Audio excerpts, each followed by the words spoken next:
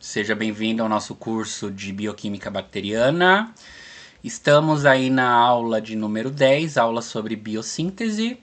A tendência agora é que as aulas não sejam tão extensas, então parte 2, parte 3, parte 4, talvez em redes metabólicas, na aula de número 13, tá? Mas essa aula, por exemplo, ela é bem curtinha. E aí eu gostaria de lembrá-los, né? Se possível, para que vocês deem uma olhadinha no nosso site. Lá no nosso site a gente tem o TikTok, o Instagram e o YouTube para vocês curtirem. A gente pede que vocês façam esse ato, tá? De curtir o TikTok, o Instagram e o YouTube, se possível. E lembrando que o nosso curso de Bioquímica Bacteriana está sendo hospedado aqui no YouTube. Se você está vendo esse vídeo aqui no YouTube, ele está sendo hospedado na playlist de Bioquímica Bacteriana, tá? Então, a aula de hoje é uma aula sobre biossíntese, é uma aula bem curtinha, uma aula bem tranquilinha. Eu fiz essa aula em forma de mapa mental, eu gosto muito de trabalhar com mapa mental, tá? E basicamente tudo que a gente vai ver aqui, a gente já conversou, já comentou, já viu em outras aulas. Então não tem muitas novidades, tá? Eu só vou inserir algumas coisinhas que vai ser importante para redes metabólicas. Então quando a gente for falar de rede metabólica, vai ser importante a gente ter essa informação, tá? E claro, essa informação vai ser lapidada lá nas redes metabólicas. Então, quando a gente fala de biossíntese, a gente está falando aí de bio, vem de vida, né? Síntese de produção da vida. Então, para você produzir vida, você precisa de metabolismo. Não à toa que a definição de ser vivo é tudo aquilo que possui metabolismo, metabolismo próprio. No caso do vírus, por exemplo, ele não tem metabolismo próprio. Então, é tudo aquilo que tem metabolismo.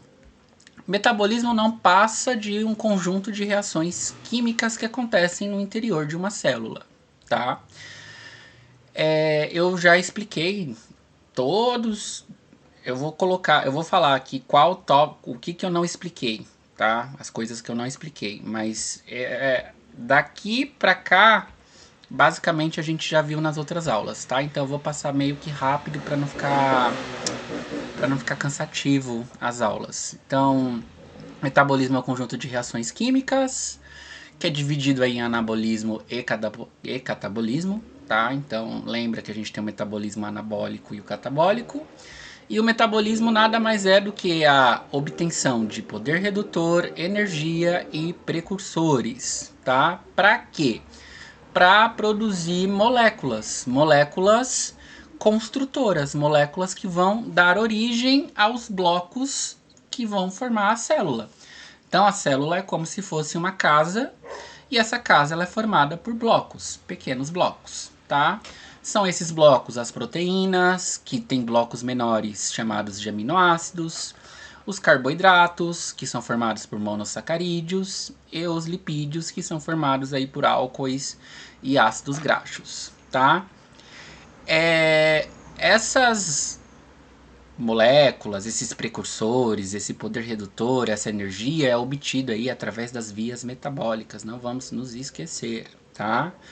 Então a gente tem a via glicolítica, chamada genericamente de via glicolítica, como é a via MP, e a via de Enters-Doudoroff, a via ED, tá? Então MP e ED são as duas principais vias glicolíticas que a gente conhece.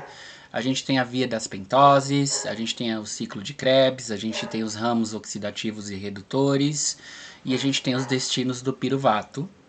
São vias metabólicas no qual as células vão se utilizar para poder obter o seu poder redutor, energia e seus precursores, tá?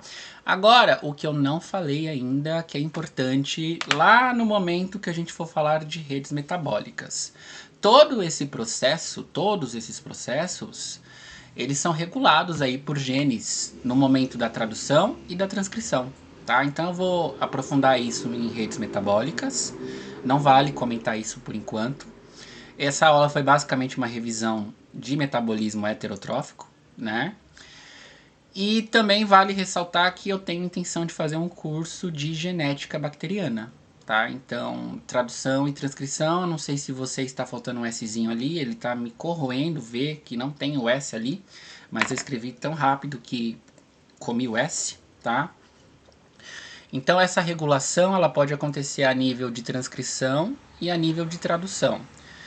E ela vai ser mediada pela quantidade de metabólitos que a célula tem. Então, se a célula tem muito de um metabólito e pouco de outro, ela vai regular ela vai evitar, ela vai diminuir a produção e o outro ela vai aumentar a produção.